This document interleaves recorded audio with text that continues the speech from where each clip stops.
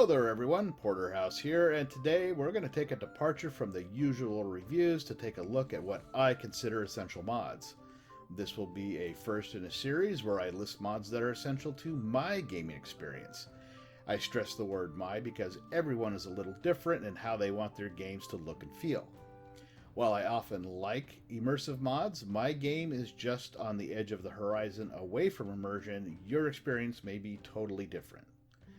Now, the reason I am doing this is because I get asked a lot what mods I use, and this series will be a rundown of the basics.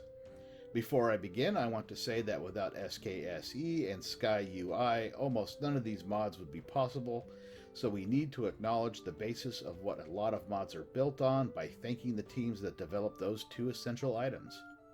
So in this first video, we're going to take a look at two subjects that are very near and dear to me: animations and lighting.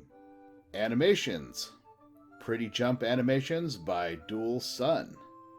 Let's face it, the vanilla jump animation looks like doggy-doo for both male and female, and dualsun fixed that by making both the jump and land much smoother and in a style that makes some kind of sense. Mix this with a flying animation or animated dragon wings and it looks really awesome. New animation for Get Up by XP32. This was a slow, ugly animation, and XP32 replaced it with what I feel is a vastly superior and much cooler looking kung fu move for getting up. FNIS Sexy Move by Fore.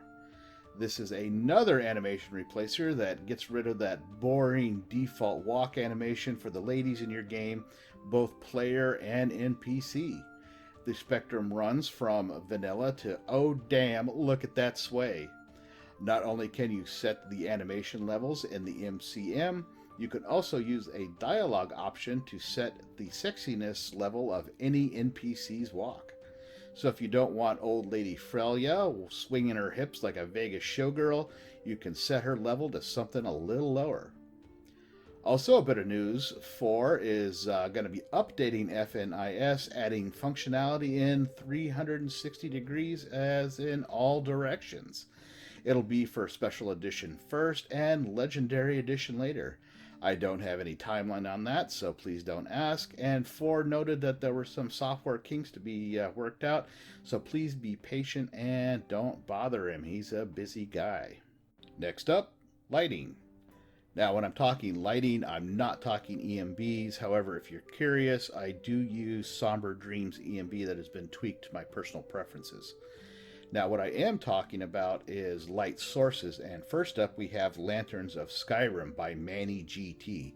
This mod by the Stallion of Italian Modding adds lanterns all over Skyrim that lights up the cities, the villages, and the roads from 7 p.m. to 7 a.m. And not only is this damn useful, it adds a certain beauty to the landscape during those lonely twilight treks through the countryside of Skyrim. First time I fired up my game and it turned night and all those lanterns turned on, it was gorgeous. It is an absolutely fabulous mod. Quick Light by tktk. This sweet light mod gives you a personal light source that does not take up an equipment slot, while giving you several options for both the light source and the brightness level.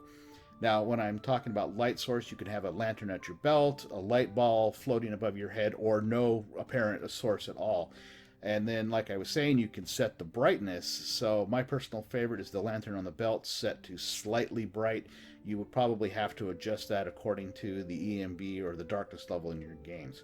I like this mod because it works very similar to the Pip-Boy light in Fallout. I hold down the use key, which is the middle mouse button on my mouse, for 5 seconds and it turns on. And then you do it again to turn it off. It is a sweet, sweet mod. Well, that's it for this episode. In the next episode, we'll be taking a look at tools and utilities and meshes and textures. Once again, I'm your host, Porterhouse, and if you found this video enjoyable and informative, please remember to hit that like button, drop me a comment, and subscribe if you have not already done so. And I will see you all at the next Essential Mods.